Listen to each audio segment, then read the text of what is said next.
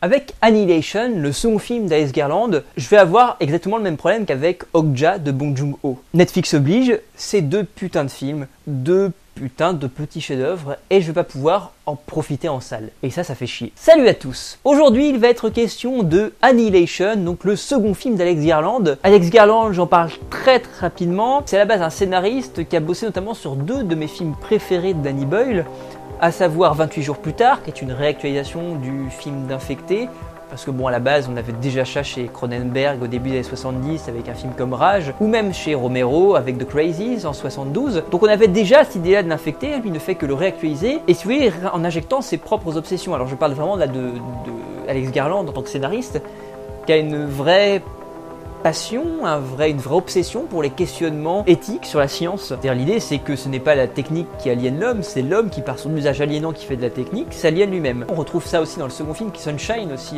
qui est une relecture du mythe d'Icare également. C'est encore une fois, c'est l'homme qui a voulu se prendre pour Dieu et se brûle les ailes. Sunshine, c'est un film génial que je vous conseille absolument immédiatement d'aller mater, qui est un film très particulier parce que c'est une sorte de mix entre 2001 Odyssée de l'espace de Kubrick que vous mixez avec un slasher, c'est-à-dire que c'est une sorte de slasher métaphysique dans l'espace. C'est assez dingue parce que c'est un truc qui pourrait paraître complètement grotesque, qui pourrait très bien ne pas marcher du tout, et pourtant il y a une sorte d'alchimie à l'intérieur de ce film qui fait que ça fonctionne à mort et que c'est un film absolument merveilleux. Il y a une sorte de relecture du monolithe de Kubrick façon totalement bis, mais il y a quelque chose de très décomplexé, mais qui finalement révèle une vraie profondeur, et puis toujours avec ce questionnement, encore une fois, éthique, sur les questionnements de la relation de l'homme à la technique. C'est vraiment un film absolument superbe, donc allez voir Sunshine. C'est un film que je revois aussi très régulièrement et qui me fout le poil à chaque fois que je le vois, parce qu'en plus le score est absolument divin. Donc voilà, matez Sunshine. En 2015, Alex Garland passe à la réalisation, avec un film qui s'appelle Ex Machina, qui est un film que j'aime énormément, mais si vous voulez, qui a tous les défauts d'un premier film, c'est-à-dire que c'est un film qui veut faire beaucoup de choses, qui veut courir plein de lièvres à la fois, expression hautement moderne, qui lâche 15 000 thématiques à partir à droite à gauche, et qui, à cause de cette gourmandise excessive thématique, va être incapable de gérer tout ça. Donc ça part un peu dans tous les sens, la fin est un peu frustrante parce qu'elle répond pas à grand chose finalement, et on se retrouve face à une sorte d'agrégat de questionnement, mais c'est vraiment intéressant en tant que film qui pose des questions. Mais finalement, en termes de thèse, il n'y a pas grand chose. Mais c'est vraiment un film intéressant. Alors, à plusieurs égards, c'est extrêmement bien mis en scène, très bien écrit. Bon, on a un trio d'acteurs qui est monstrueux, je pense à Oscar Isaacs aussi qui jouera dans Annihilation aussi, Alicia Vikander, etc. Donc on a un trio d'acteurs qui fonctionne merveilleusement bien. Donc c'est un huis clos de SF, c'est vraiment un film passionnant et qui déjà pose l'idée que Alex Garland aime bien travailler sur une thématique, mais qu'en fait c'est plutôt une thématique à tiroir, et c'est une thématique qui ouvre sur une thématique, qui ouvre sur une thématique, etc. Et finalement on se rend compte qu'à la fin il ne va pas répondre à la thématique qu'on avait pensée au départ, mais à une autre qui était sous-jacente à la base et qui était cachée sous cette première thématique. Donc c'est vraiment très intéressant. Il y a aussi un petit souci de rythme dans le film, parce que je pense qu'il y a l'idée de premier film, c'est un film qui est très lent, qui est très contemplatif, et ça on retrouvera ça dans Annihilation, mais un film très lent n'est pas un film mal rythmé. Comme à l'inverse, un film très rapide n'est pas un film forcément bien rythmé. Vous pouvez avoir un film très lent qui est très bien rythmé. Là, le problème, c'est que c'est pas qu'il est mal rythmé, c'est que c'est un film qui a un problème de rythme de façon générale, où le rythme est bancal. C'est-à-dire que vous avez des sortes de cassures de rythme très bizarres à des moments. Alors ça crée quelque chose d'assez étrange, en termes, si vous voulez, de manière dont vous allez ressentir le film, mais en même temps, je pense pas que ce soit un véritable point de vue. Je pense que c'est plutôt une maladresse. Mais il n'en demeure pas moins que c'est un film que moi j'adore et que je vous conseille très fortement, parce qu'encore une fois, tout ça pose déjà les bases des obsessions d'Alex Garland. Annihilation, donc il est sorti le 12 mars sur Netflix en France, et il est sorti, grande frustration aux États-Unis, depuis mi-février il me semble, dans les salles. Et ça fait chier, ils ont bien l'agence. Donc pour ce qui est d'Annihilation, c'est adapté d'un roman éponyme de Jeff Vandermeer, il me semble, que je n'ai pas lu.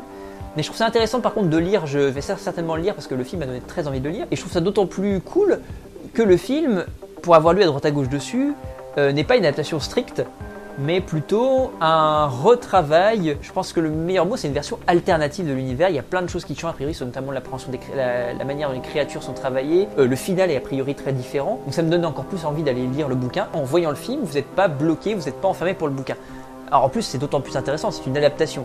Faut pas oublier qu'une adaptation, c'est une recréation. Une adaptation, c'est pas un copier-coller. Je prends un exemple très simple, je fais juste une toute petite parenthèse. Quand vous adaptez par exemple un comics, je vais prendre l'exemple de Watchmen, adapté par Zack Snyder, à partir du comics de Dave Gibbons et Alan Moore.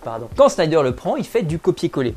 Sauf que faire du copier-coller, ça fonctionne pas. Le sens d'une image fixe n'a pas le même sens qu'une image en mouvement. Ce qui se passe entre deux vignettes dans un comics, bah c'est pas la même notion que le hors-champ au cinéma.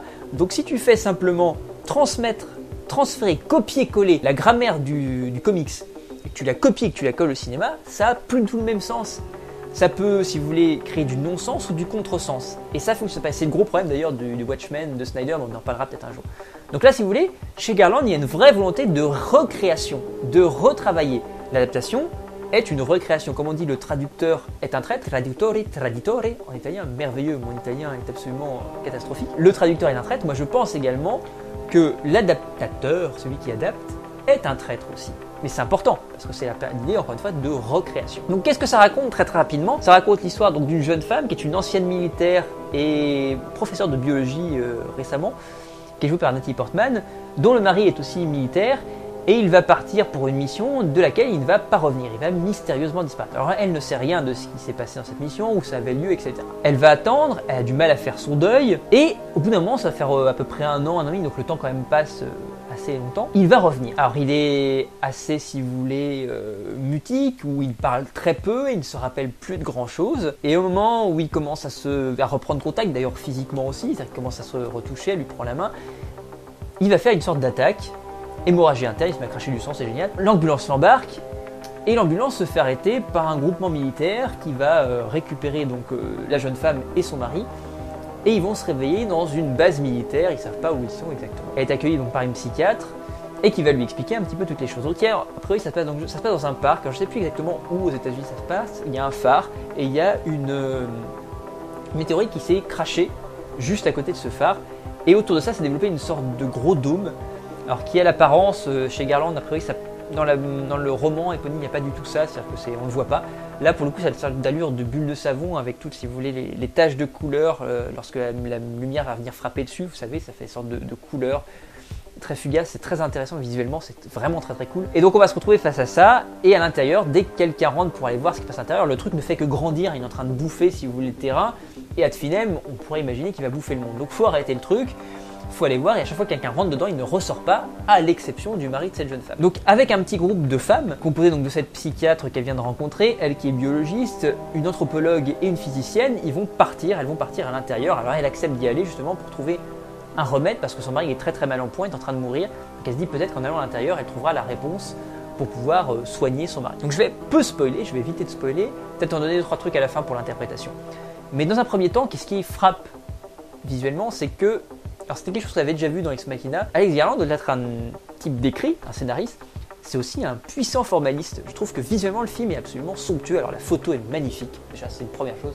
La photo est absolument somptueuse. La production design de manière générale, la direction artistique est absolument magnifique, avec quelque chose d'extrêmement étrange, d'extrêmement envoûtante. C'est des choses qu'on voit peu, c'est-à-dire que c'est pas grandiloquent. En termes d'effets spéciaux, c'est pas too much du tout. C'est au contraire assez subtil. Mais il y a quelque chose de vraiment de l'étrangeté, de l'inquiétante étrangeté, au sens où il dit faute, c'est-à-dire que c'est quelque chose qui diverge un tout petit peu du réel, pas grand-chose, mais un petit peu, c'est-à-dire que vous avez toute cette culture qui est à l'intérieur du dôme dévorée par la nature, cette dichotomie culture et nature qu'on voit déjà chez Garland. C'est la même chose dans Ex Machina avec le laboratoire, qui est une sorte de labo ultra moderne qui est dévoré par la forêt autour de lui. Là vous avez la même chose avec cette forêt qui dévore les installations humaines qui restent sous ce dôme-là. C'est absolument somptueux, c'est magnifique. Et c'est très très envoûtant, il y a vraiment quelque chose de l'ordre du mystère qui fonctionne très bien. J'ajouterai un petit élément aussi, il y a aussi plusieurs créatures à l'intérieur du dôme, qui sont des mutations issues d'animaux existants, et c'est vraiment très intéressant aussi. C'est vrai qu'il n'y a pas encore une fois de grandiloquence, c'est des animaux encore une fois qui jouent sur l'inquiétante étrangeté, c'est des animaux qui ressemblent à ce que vous connaissez d'eux, mais qui ont quelque chose d'assez sourd, c'est pas quelque chose de trop fort, c'est juste qu'ils sont un petit peu différents de ce que vous connaissez, et ça crée une sorte de vraie impression bizarre, d'étrange, de découverte d'univers, et c'est super cool. Alors je pense à ça pour le premier qu'on voit qui doit être dans la bande-annonce, qui est le crocodile. Vous aurez la némésis du film, parce que vous avez comme une petite némésis qui va suivre un certain temps les héroïnes, et que je trouve aussi pareil, hyper inspiré visuellement notamment, mais aussi au terme de sound design. Alors le sound design, je vais pas le creuser parce que ce serait vous spoiler pour le coup, vous en dire un peu trop, même d'un point de vue narratif. Le sound design de la créature, il est assez fou et il est vraiment très très angoissant.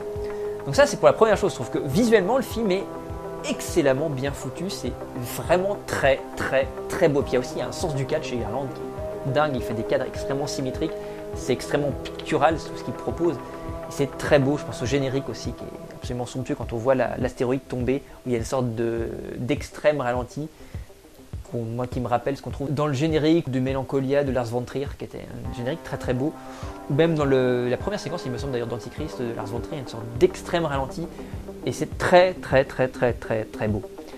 Et puis aussi c'est très très très très étrange et envoûtant.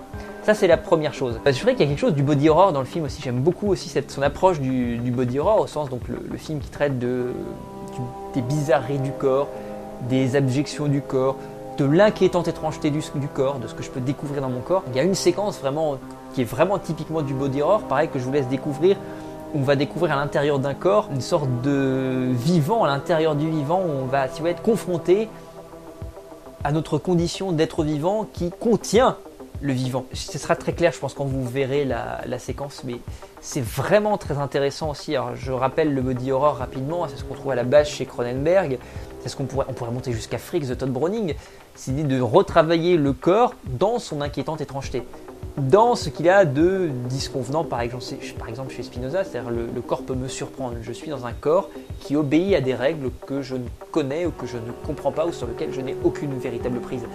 Là, ça marche très très très bien. Il y a une séquence qui est vraiment extrêmement tendue. Vous avez plein de séquences comme ça qui sont très très malaisantes dans le film et qui marchent à mort ou très angoissantes pour la question de la némésis, parce que les deux fois où apparaît la némésis, elle fonctionne à mort. Donc ça, c'est pour d'un point de vue visuel. Visuel, le film, et en termes de son aussi d'ailleurs, c'est tuerie absolue. Ça a la gueule, ça déboîte, etc. En termes de rythme d'ailleurs, ce qui est intéressant aussi, le film est très très contemplatif, mais ça je pense qu'on est habitué quand on a l'habitude de voir un peu quand on a vu en tout cas le premier film d'Alex Garland. Mais pour le coup, il n'y a plus ce problème de rythme. C'est très très très bien géré en termes de rythme. À aucun moment tu t'emmerdes parce qu'on a tellement un travail sur le mystère qui fonctionne. Et il y a encore une fois, à aucun moment, et ça je reviendrai sur la fin, à aucun moment le mythe, l'élément fantastique n'est rationalisé. Et ça, je trouve ça vraiment cool. Ça fait tellement du bien de voir un film qui ne rationalise pas son élément fantastique. Putain, ça fait super plaisir. À aucun moment. Et à la fin, on va pas donner trop d'explications. Moins on va en donner, mieux c'est. Parce qu'encore une fois, on parlait de diégèse il y a quelques temps. Tu fais germer, ça germe, tu peux réfléchir, tu peux parcourir cet univers après coup. Et ça, c'est super cool. Alors, je vais me permettre de spoiler juste quelques minutes, parce que je vais pas en dire beaucoup plus. Donc vous pouvez...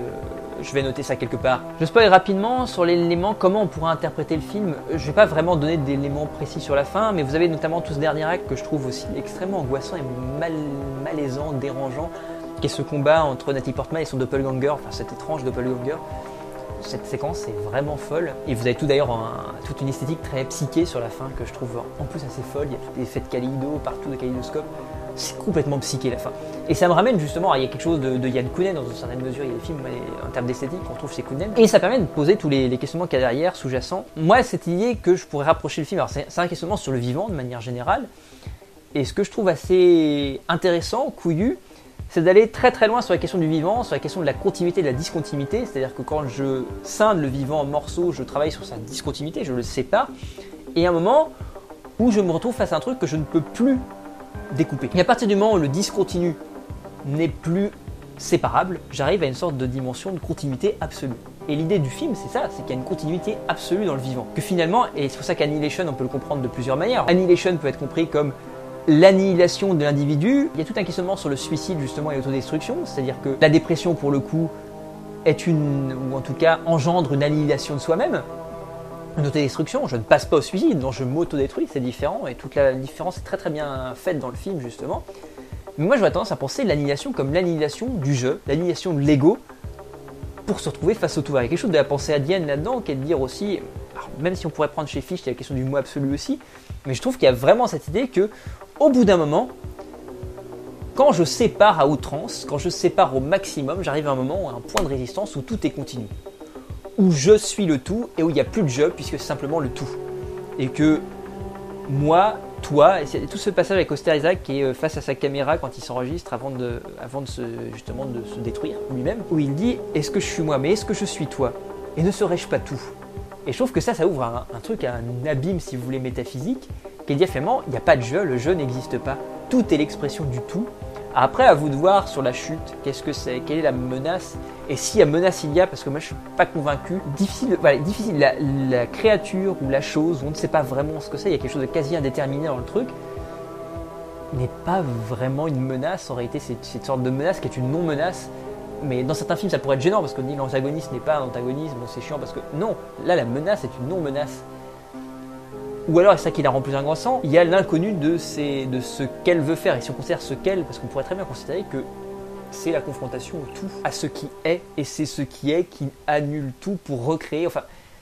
C'est assez dingue, c'est très compliqué de mettre des mots en fait dessus. C'est un film qui fait beaucoup penser à Paprika par exemple de Satoshi Kon, à Perfect Blue aussi de Satoshi Kon, en fait au cinéma de Satoshi Kon quand il touche à des questionnements métaphysiques. C'est un film qui a cette force de vous faire toucher viscéralement, de vous faire appréhender viscéralement des questionnements métaphysiques. Il y a quelque chose de touché à l'ineffable à travers des représentations visuelles, c'est-à-dire c'est pour ça que j'ai beaucoup de mal à en parler d'un point de vue rationnel et autres, mais d'un point de vue viscéral, je ressens ce que le film veut faire ressentir. Et ça, je trouve que c'est assez dingue, il n'y en a pas beaucoup.